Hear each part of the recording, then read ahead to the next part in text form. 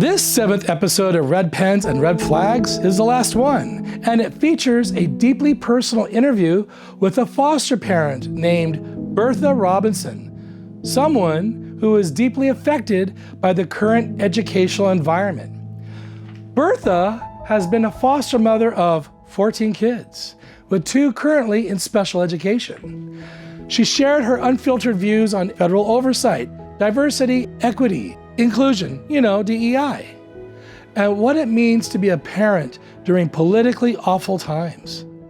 Her lived experience, from raising a large, racially diverse family to advocating tirelessly for her children's rights, gives voice to how policy decisions at the top trickle down into everyday classroom realities. But with humor, rage, and wisdom, Bertha warns against dismantling systems like the Department of Education and reflects on how her children's education and future are being placed at risk.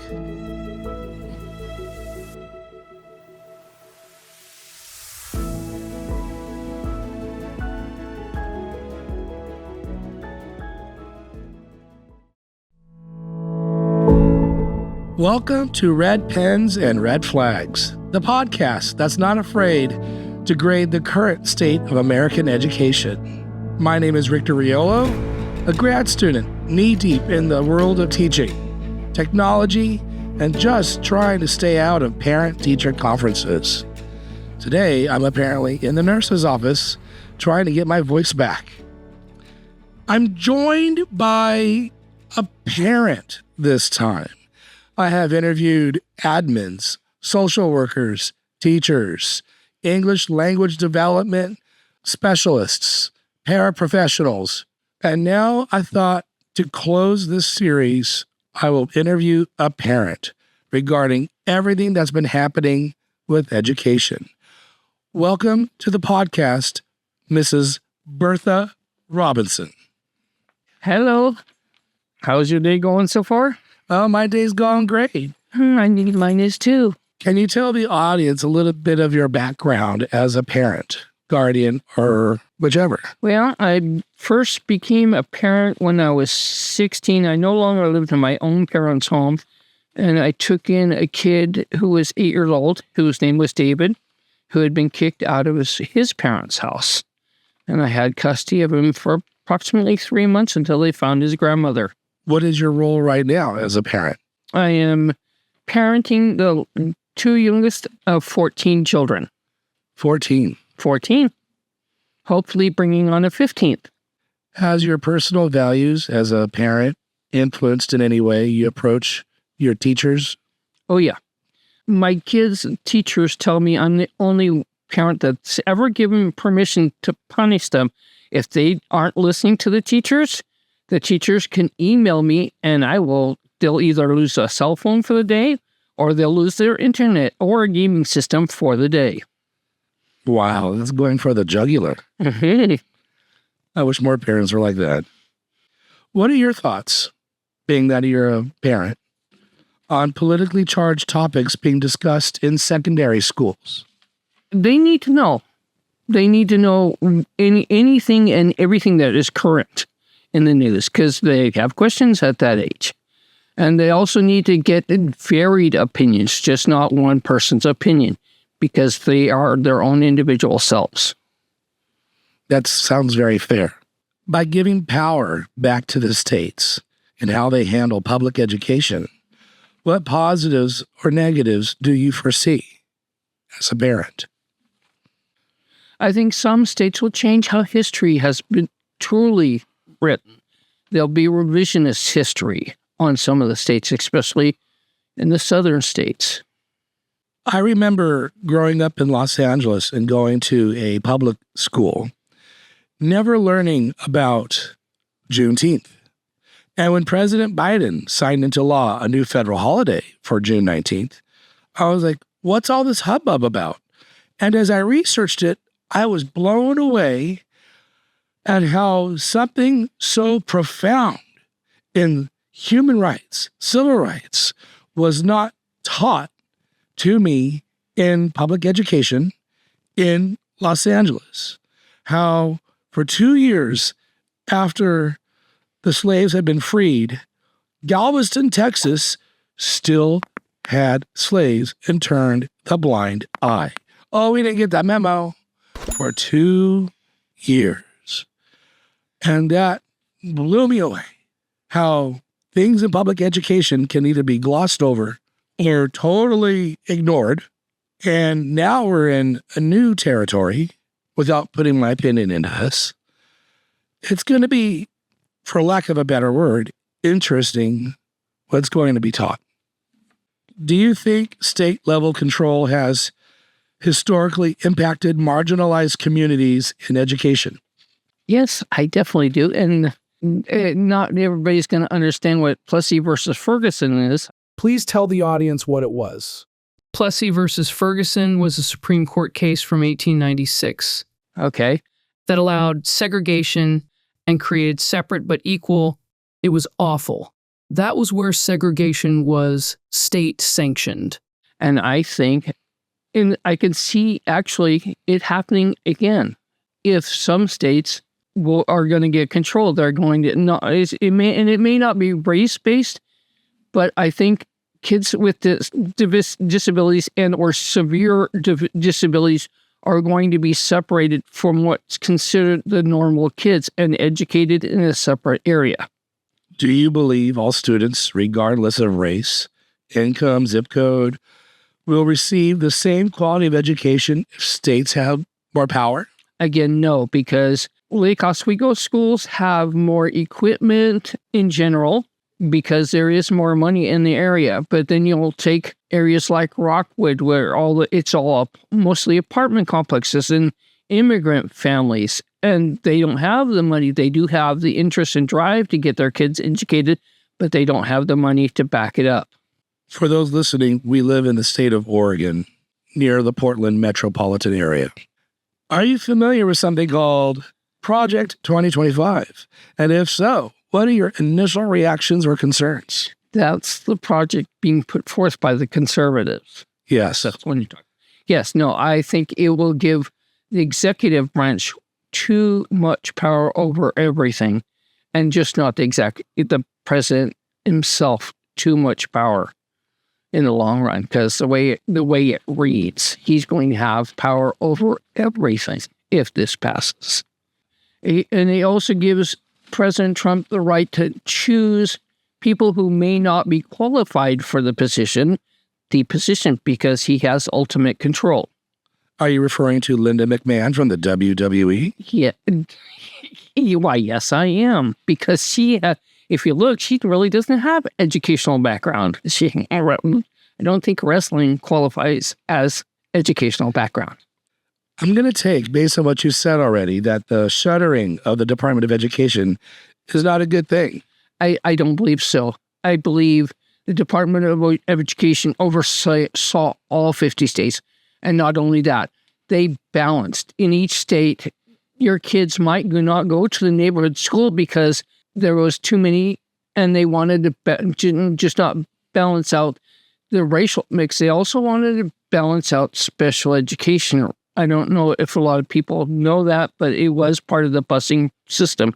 Some sections of town would have more than they had. Other sections had kids that had special needs. So they bus the kids to other schools that have more financial assistance for those kids. One of my children is currently bused to another school that would not be his home school because it had more of the educational and classroom that he needed than his home school. That could be possibly taken away?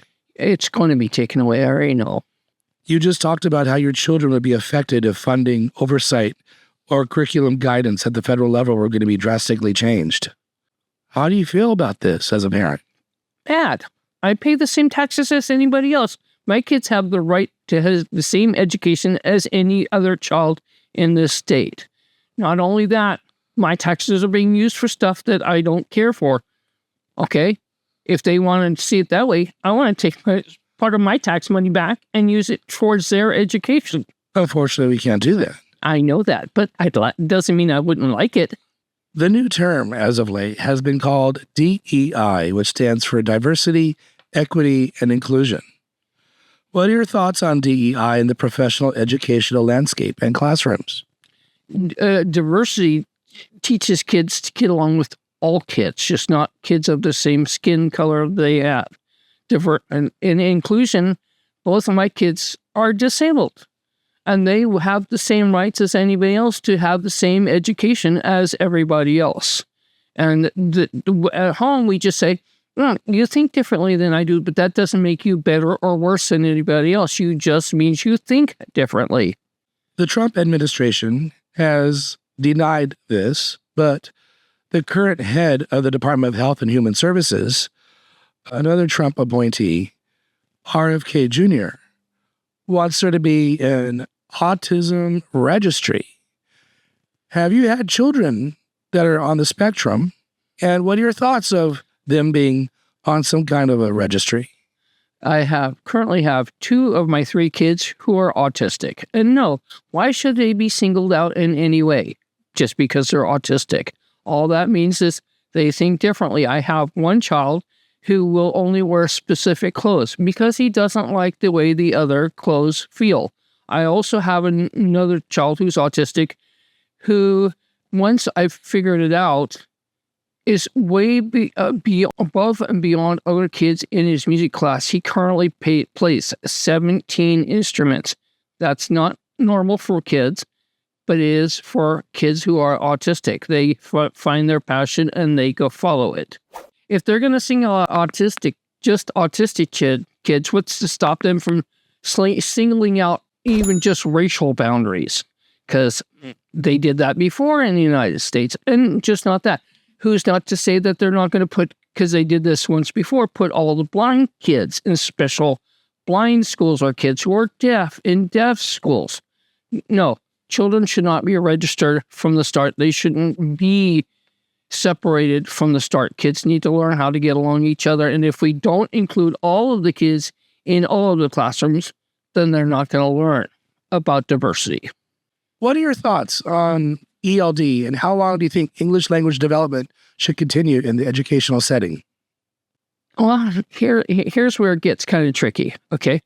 I do believe in diversity. However, I think that children are in ELD shouldn't go through their whole, if they start ELD in kindergarten, they should only have it for approximately 4 years, because studies show 4 years in a native tongue country, they should know enough to be able to go into a normal classroom. So I think after 4 years of specialized education for them in their own language, after 4 years, they should be starting to transition into normal English-speaking classes. Do you consider yourself DEI? Yes, I do. Why? Because diversity is in my family. I have 14 children, and I cover just about every single race in those 14 children, and I've never cared about what skin color they were. It was whether do they need a home or not. I also have kids with some severe disabilities. Again, do they need a home? That's what's important to me. And you're a single woman. I am a very single woman. I've been single since 2010. Well, technically, because I kicked my ex-husband out then. You're very strong. Thank you.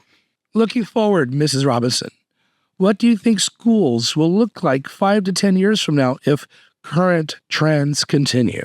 I will probably be pulling my kids out of public education. You mentioned earlier in the podcast that in the public school education, you hadn't learned about June 19th. I went to Catholic, and we did learn about that in 4th grade.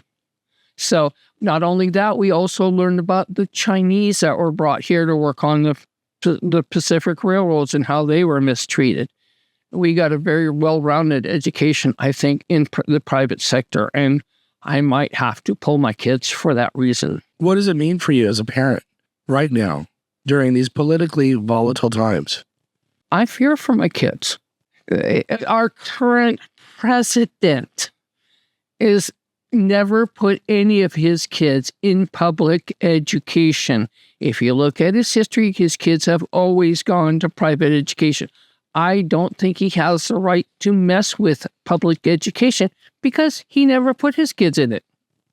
What do you think teachers and students need most right now? Money. It's definitely money, because money solves a lot of problems. If they had the money to hire more teachers and they gave the teachers more money so they didn't have to look for other ways of bringing in income just to do what they're passionate about. Also, buildings are falling apart. Some of the school buildings are, some of them have been fixed, but not all of them have been fixed. Again, money solves a lot of problems. And I'd rather see money go to them than building a wall to keep people out. Okay? Because almost all of us came from somewhere else. Unless you're 100% Native American, you came from somewhere else. We should give them the same opportunities our ancestors and ourselves, because I was born in a foreign country, the same opportunity. The Department of Education currently gives the state of Oregon 10%. That's a lot of money. You may think 10% is not a lot.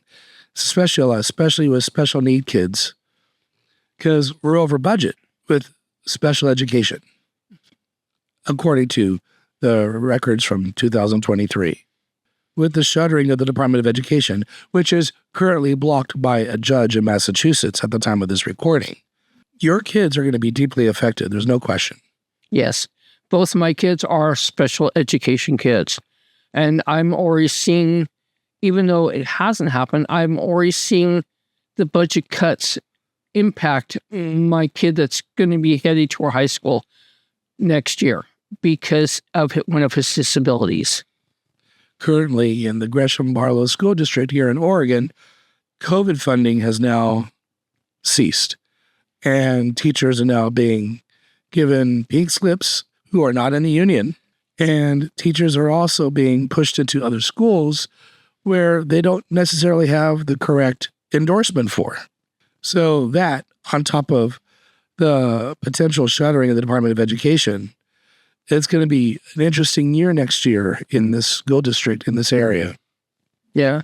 It'll be more than interesting. I think stuff will start falling apart just because there isn't enough direction in what the plans are for the schools. I've been talking to our school district about stuff that's going to happen, just in specifically to my kids. I'm a frequent visitor of my school district's office. I could tell you in my sleep how to get there because to me, my kids' education is very important. And I foresee them both working in what's considered normal jobs if we can get them to that point. We talked about ELD briefly earlier. I interviewed an ELD coordinator at a middle school and an ELD aide paraprofessional, and they foresaw the future of the ELD program here in this area changing to be dual language immersion with just 2 schools. Newcomers would, at the middle school level, go to 1 school only. And those that are at the high school level would just go to 1 high school only. There would be no more ELD, and that's what they're foreseeing here in this area next year. Maybe, maybe not. We don't know. But it sounds like there are things being prepared in case of. But that's segregation. Okay? No, you cannot single out a child just because their parents chose to come to this country.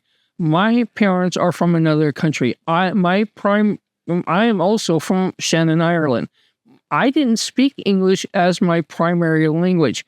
We actually didn't start learning English until we went to school when my parents realized that they needed to start speaking to us in English so that we can pick up the language a lot faster.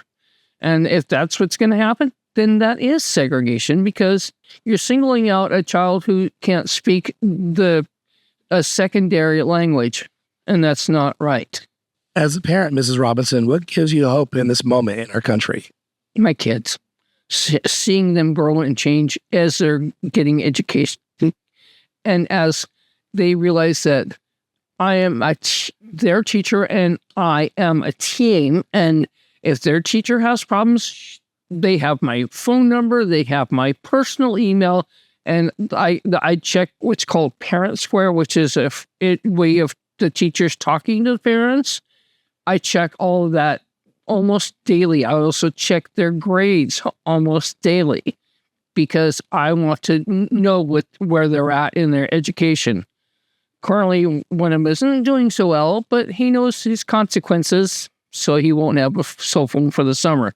But I want them, we should be a teammate. You're doing the education. I'm here to back you up to make sure that you can do what you're supposed to be doing for my child. If you could send a message right now to the Trump administration making decisions about the future of education, the future of your children, what would you want them to hear? I think that more funds should be put towards children than some of President Trump's pet peeves. Deportation? Why? He says we're deporting criminals. I have a nephew who's at Guantanamo Bay. What he's seeing is farmers. I have friends that are at near the Brownsville deportation center. They're also seeing farmers. If President Trump cared about our children like he should, why didn't he put his own kids in public education? I heard a quote from one of his speeches where he said public education is fine for children. If it's fine for children, why wasn't it fine for his? He also is spending money that isn't needed on parades. What are you talking about? Oh, he had, his parade that he had. We don't need a parade for President Trump's birthday. When has that happened before? Unless he was dead. If he was dead, sure, we can have a parade for him. But he's not dead yet. Why do we need to have a parade? And why, as a taxpayer, should I have to pay for that parade? He could put that money in it. Oh, so much more than even just not just educational system. Food stamps are getting cut. They're cutting housing for people with disabilities. They're cutting funds for people who are on Social Security. Take some of that money and put it back into where it belongs, not on him. Instead of putting money into armaments and naval ships and helicopters that are costing upwards of a couple of million, they should take some of that money and put it into funding. Because if kids aren't educated, who's actually going to use the high-end electronics that are in most ships, most planes now? If they can't read the instructions, who's going to run this stuff? Not our kids, because they weren't properly educated when they should have been. This is probably, for decades? Oh, yeah. That's why my parents opted, instead of, they could have had a better, bigger house. However, they wanted us to be well educated, and that's why we all ended up going to the private schools, because my parents, again, instead of buying a bigger house, put their money into our education so that we could have what they considered a proper education. Well, thank you for joining me on this podcast today, Mrs. Robinson. I wanted to hear your input as a parent. It is just as valid, if not more important, than what teachers have to say. Why, thank you for interviewing me and giving me a chance to vent. You're welcome. Thank you. Thank you for listening to Red Pens and Red Flags. This podcast series samples multiple public education professionals from different roles in schools. This includes teachers, administrators, special education, paraprofessionals, and language specialists. Across all 7 episodes of my Red Pens and Red Flags podcast, one clear and resounding theme emerged. Public education is under threat from both political and systemic pressures, but hope remains in the classroom. My guests, including teachers, specialists, parents, administrators, and support staff, all consistently voiced concerns about the erosion of equity, the dismantling of federal protections, and the politicization of schools, primarily through efforts such as Project 2025 and the potential closure the shuttering of the Department of Education. They expressed deep concern about the loss of diversity, equity, and inclusion, DEI initiatives, and how that loss would disproportionately harm marginalized communities, students with disabilities, English learners, families that are already struggling to navigate a complex system, and teachers like me who are LGBTQ. Yet, alongside the fear and fatigue, there was a powerful and undercurrent of resilience. Educators are still fighting. Some parents are still showing up. And students are still thriving despite the system, not because of it. Whether it was a LGBTQ plus queer band teacher talking about inclusion, a social worker navigating trauma-informed care, or a mother raising disabled children in a flawed system, every guest shared a belief that education is worth protecting, not for its test scores or funding formulas or ideology, but because of what it can be, a place where all kids can belong, learn, and grow. Thanks for listening. I appreciate it. Some of the greatest teaching I ever had started very early with Mama saying, when you get, give, and when you learn, teach. That would take you all over the world. I used to think I was a writer who could teach. Now I know I'm a teacher who can write. And when I get a class together, I look at them and think, you poor dears, you poor little darlings. You think that you come to be taught by a celebrity. I promise you, you'll never work as hard in your life as you'll work in my class, but you'll never be the same either. The theme in my class, all the classes, no matter what I'm teaching, is I am a human being. Nothing human can be alien to me. I tell my students, when you can internalize that, you can never again say when a person commits the most horrific crime, you can never say, oh, I could never do that. You can say, I intend never to do that. You have the same components in you. But if you can do that with the negative, just think of what you can do with the positive. If a human being dreams a great dream, dares to love somebody, writes a stunning book, does an important movie, you can learn from it.